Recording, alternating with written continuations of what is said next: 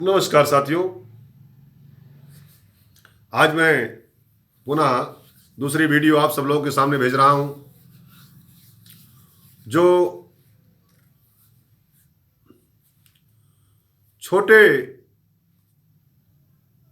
बच्चों के विषय में, जो हमारे स्टूडेंट हैं उनके विषय में मैं कुछ उनको बताना चाहता हूं, उनको संदेश देना चाहता हूं कि वाकई में किस तरह से अपना अध्ययन करें कि उनका भविष्य उज्जवल हो और अपने पढ़ाई में सफल हो।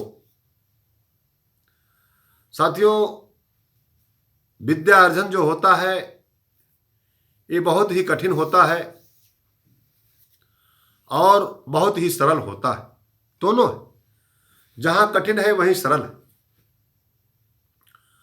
पढ़ाई में हम देखते हैं कि बच्चों का मन बहुत कम लगता है, ज़्यादातर उनको खेलने में आनंद लगता है। और आजकल तो वीडियो जो मोबाइल चल गई है, ज़्यादातर बच्चे मोबाइल में उनका मन ज़्यादा लग रहा है। लेकिन हम उनको एक बात को बताना चाहता हूं कि अभी जो समय आपका शिक्षा लेने का है, आप अभी वही काम करिए तो ज़्यादा अच्छा रहेगा। क्योंकि जब ये समय खत्म हो जाएगा, रोज दिन पर दिन एक दिन घट रहा है, जैसे ही समय समाप्त हुआ वैसे ही विद्या से आप दूर हो जाएंगे कोसों। फिर पुनः चाहने पर भी आपको विद्या नहीं मिल पाएगी। इसलिए अभी आप चाहे 5 के विद्यार्थी हो, 4 के विद्यार्थी हो, 6 के विद्यार्थी हो, 8 के विद्यार्थी हो, आपका जो भी कोर्स है, जो भी आपके गुरुजन महोदय आपको पढ़ा रहे हैं, उसको आप घर पर आइए, खाना पीना खाइए, साफ सुथरा से बैठिए, शाम को कम से कम 3-4 घंटा पढ़िए। जब 4 घंटा पढ़ेंगे, आप टाइम टेबल बनाकर पढ़िए कि हमको आधे घंटे हिंदी पढ़ना है, आधे घंटा समाजशास्त्र पढ़ना है, आधे घंटे विज्ञान पढ़ना है, गणित पढ़ना है, अंग्रेजी पढ़ना है। जब इस तरह से हम नियमबद्ध पढ़ाई करेंगे तो निश्चित है हम क्लास में नंबर 1 पे रहेंगे और हमको आएगा भी, हमको किताब के विषय में जानकारी भी होगी। पढ़ाई का मेन उद्देश्य तो यही है साथियों कि उस वाकई में किताब में क्या है उसके विषय में आपको जानकारी होना चाहिए। जब उसके विषय में आप जानेंगे तभी आप समाज के आने वाली समस्या, सब चीज को निदान करने में आप सफल होंगे। परीक्षा पास होना अलग बात है, जानकारी होना अलग बात होती है साथियों। जब आप उस पूरी किताब के विषय में जाने रहेंगे तभी आप कहीं भी बैठे तुरंत उसके विषय में तुरंत आप बता सकते हैं कि हमने किताब में पढ़ा था, ये बात वहाँ ये चीज़ लिखी थी। जब आप पढ़ेंगे नहीं तो कैसे आपको याद होगा। रही बात, बहुत बच्चे एक शिकायत आती है, कहते हैं मैं बहुत पढ़ता हूँ लेकिन याद नहीं होता। हम उनको एक उदाहरण देना चाहते हैं कि अगर जैसे जिस गांव में आप एक बार गए हो और वहां कई रास्ते हो, तो क्या आप दोबारा जब जाएंगे तो क्या जल्दी से वहां पहुंच जाएंगे? नहीं पहुंच पाएंगे साथियों, क्योंकि एक ही बार गए थे आप। उतना ध्यान नहीं होगा कि किस रास्ते से मैं उस घर में पहुंचा था, उस गांव में पहुंचा था। ठीक उसी प्रकार से विद्या भी है। अगर एक बार पढ़ते हैं तो उतना ध्यान में नहीं आएगा। जब आप उसको लगातार 10 बार पढ़ेंगे, 20 बार पढ़ेंगे, 50 बार पढ़ेंगे, 100 बार पढ़ेंगे, निश्चित है अपने आप वो याद हो जाएगा। कोई उसको रोक नहीं सकता, चाहे जितना भी कठिन शब्द हो। जब उसको बार बार करेंगे तो निश्चित याद हो जाता है। तो साथियों, जो बच्चे जो टॉप करते हैं, जो फर्स्ट डिवीजन पास होते हैं, उनकी नियम यही होता है, वो बार बार उसको अध्ययन करते हैं, बार बार उसको पढ़ते हैं। जब पढ़ लेंगे तो उनको ऑटोमेटिक उनको याद हो जाता है। जब याद हो जाता है तो प्रश्न ही आते ही तुरंत उसका उत्तर उनको तैयार कर देते, तुरंत लिख देते हैं और फर्स्ट डिवीजन पास होते हैं। उत्तर प्रदेश टॉप करते हैं, भारत टॉप करते हैं। तो इसी तरह से पढ़ाई करते हैं। तो हम कहेंगे उन लोगों को भी कि आप लोग भी इसी तरह से पढ़िए। अपनी किताब को एक बार जो प्रश्न नहीं याद हो रहा है उसको 2 बार पढ़िए, 3 बार पढ़िए, 4 बार पढ़िए, 5 बार पढ़िए। जब तक वो याद ना होता हो तब तक आप पढ़ते रहिए। देखिए कैसे नहीं याद हो जाता। याद हो जाएगा।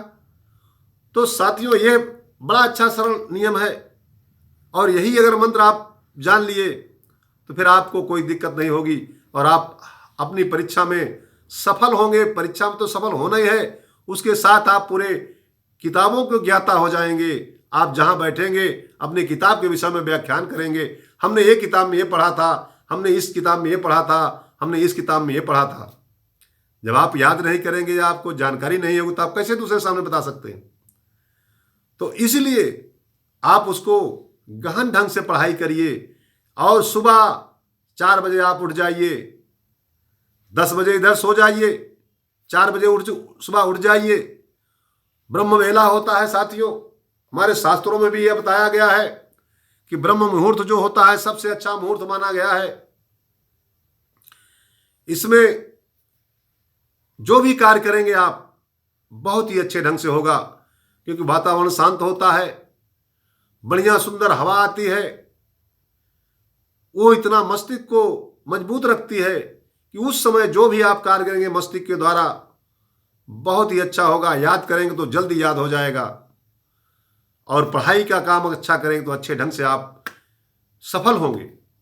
इसलिए हम यही कहेंगे साथियों, प्यारे बच्चों, नवयुवक साथियों, जो भी पढ़ने वाले हैं, जो कंपटीशन तैयारी कर रहे हैं, उनसे भी हम यही कहेंगे कि आप भी परीक्षा में क्यों सफल नहीं होते, पहले आप उस पर विचार करिए, तब आप परीक्षा दीजिए, तब आप तैयारी करिए।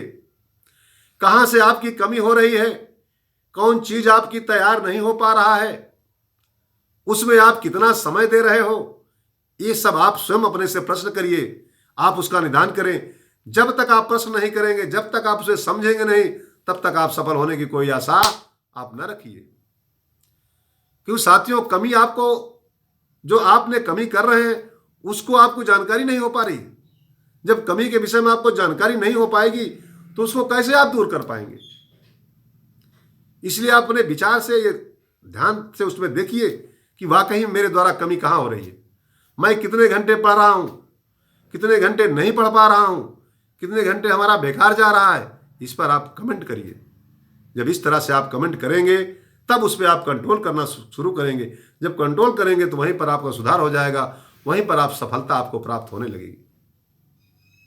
सुबह आप 4 बजे उठ जाइए, शाम को खाना पीना खा करके 6 बजे 7 बजे से बैठ जाइए, 10 बजे तक पढ़िए, 10 बजे के बाद फिर सो जाइए, सोने के बाद पुनः उठिए, फिर आप नहाइए। हम छोटे बच्चों से ये कहेंगे कि आप उठते ही प्रतिदिन डेली आप अपने माता पिता, भाई, चाचा, भतीजा, चाची जो भी हैं उनका आप उठते ही पैर छूजिए। क्योंकि साथियों, विद्यार्थियों को भिखारी का रूप माना जाता है। जिस तरह से भिखारी दर दर के दरवाजे पर जा जा करके भिक्षा मांगता है, उसी तरह से विद्यार्थी जो होता है वो सरस्वती से भिक्षा मांगता है कि हे सरस्वती माता हमें ज्ञान दीजिए। तो इसको भी भिखारी की उपाधि इनको भी दी गई है। तो भिखारी को कैसे लेना चाहिए, कैसे भिक्षा हमको मिलना चाहिए, उसका हमको सब नियम करना पड़ेगा, तभी तो हम सफल हो पाएंगे। माता पिता का ये रोल है, भाई बड़ों बुजुर्गों का ये रोल है कि आपको आशीर्वाद देंगे। जब आशीर्वाद मिलेगा तो उधर सरस्वती माँ आपसे खुश हो जाएंगी कि इसके पास बहुत से लोग आशीर्वाद दे रहे हैं, तो इसकी बात हम क्यों ना सुन ले, इसको हम क्यों ना ज्ञान दे दें। तो ये शिष्टा समाज में इस तरह से कार्य जो करते हैं वो निश्चित ही सफल होते हैं, वो कभी भी असफल नहीं होते। तो इसलिए हम चाहेंगे कि जो भी हमारे छोटे बच्चे हैं या बड़े बच्चे हैं, जो विद्यार्थी हैं, सबके लिए नियम है कि आप जहां भी हो अपने बड़े बुजुर्गों का सम्मान करिए और उनसे ये कोशिश करिए कि हम आशीर्वाद लें, उनको अपमान ना करें। अपमान करेंगे तो आपको श्राप मिल जाएगा, तो आपको जो विकास कर रहे हैं वहीं से रुकावट हो जाएगी। इसलिए आप अपमान किसी का मत करिए, केवल आप सम्मान करिए और उनसे आशीर्वाद लेने का प्रयास करिए। जितना ही आशीर्वाद बटोर सकिए, जितना ही आशीर्वाद ले सकिए, उतना ही आपको कल्याण करेगा, उतना ही आपको लाभ करेगा।